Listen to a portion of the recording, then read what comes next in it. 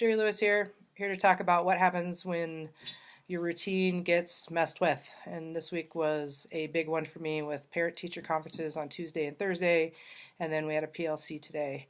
So knowing what was ahead, because in the past on parent-teacher conferences I get stressed. I'm always hungry when I get done at like 7:30.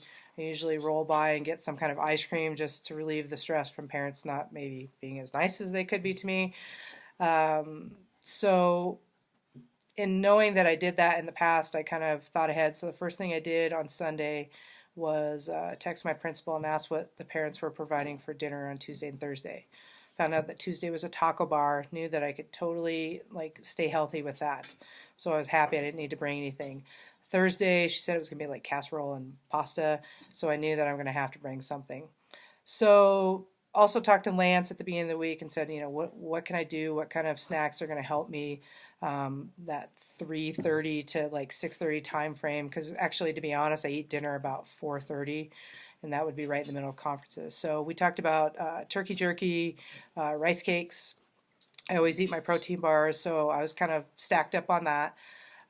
So Tuesday night, the first night of conferences, was all good. Stayed clean from the taco bar, no taco shells, just basically lettuce and chicken and salsa. That was pretty much it. But so when the parents all came, it was pretty crowded from like the whole time for us. So I didn't get a chance to eat my snacks. And when I looked at my calories at like 7 o'clock, which is after my intermittent fasting window of eating, I stopped eating at 6:30. I still had like 800 calories to eat, and I knew that wasn't good. Still had some. I got into the turkey when I was still at school, the turkey jerky. When I got home, instead of making that run for ice cream or a burger, I just ate a couple protein donuts and then went straight to bed. Helped me out.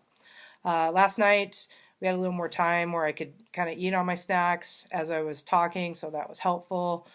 And did pretty good. Same thing though, not as many calories. So when I came home, same thing. I didn't basically hit my fasting window, but I still ate a couple of protein donuts and then just went to bed. So really for the whole week, by planning that far ahead and talking to people, it was successful for me. Then today, not so successful. Didn't plan, I didn't have meals made for today, knowing it was a PLC. Tired, exhausted, all that stuff. You can see the big bags under my eyes. So went to school today basically with just a couple protein bars. I knew they were providing like a hamburger, chips, pop, that kind of thing, cookies. I figured I'd just eat the hamburger and chips, and that would kind of be my meal. Because there was nothing else. I didn't plan well enough. We were supposed to eat at like 11:30, and I'm like, my routine is I eat at 11:20. We ended up not eating until like 12:15. I was starving, even though I had like a bar and had some rice cakes.